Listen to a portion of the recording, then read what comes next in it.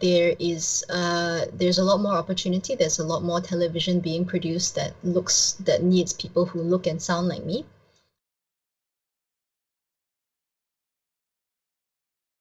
So after New York, you came back to KL and Singapore to pursue your dream, right? So you came back to doing singing and doing performance. Now tell us, what was it like to work as an artist in Singapore?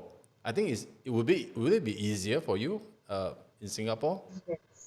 Yeah, Singapore, I would actually say is much easier. And there's a few like very practical reasons for this. One is that one is, being an English speaking Chinese presenting person, because I'm Chindian actually. There's a lot more opportunity. There's a lot more television being produced that needs people who look and sound like me. And for the theatre scene as well, it's a much more robust scene because the currency is so strong in Singapore, and because they do believe in supporting art. They see that when they pump money into art, it gets you a big return on investment. So they actually like pump lots of money into the arts federally and on the corporate side as well.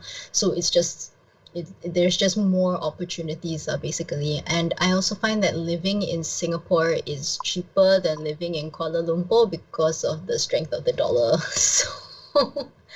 So it's definitely easier to survive as an artist here, I think.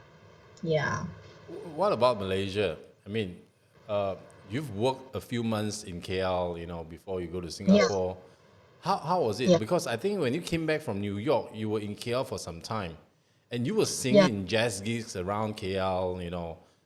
Now, what was the biggest stage in KL and internationally as a jazz? And you are a prolific jazz singer, so tell us a bit about that of singing jazz. What was the biggest stage, and was it difficult? Was it hard, or was it easy to actually make it as a jazz singer here in KL?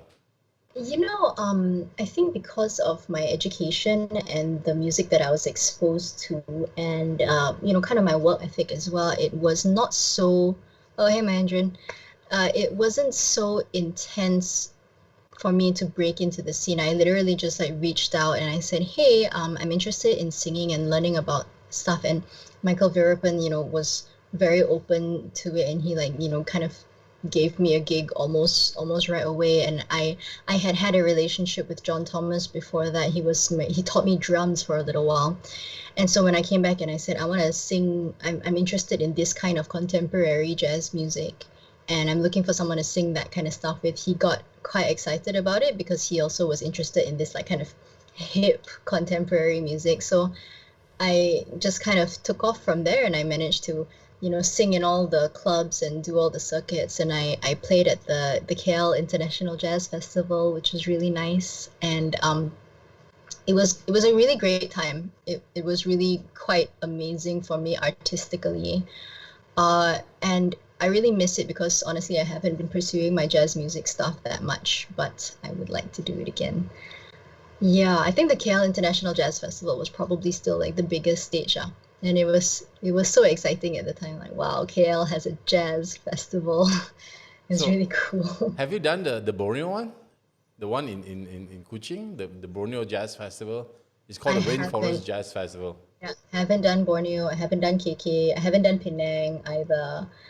But it's really, I mean, once I started coming to Singapore a lot more, it was harder to plan, lor. Yeah. Yeah, true, true, true. But you Yeah. should do the what do you call the Rainforest Jazz Festival in Kuching. It is Yeah, actually inside the love to. rainforest. Yeah, I would I've been love there. to. It is quite amazing.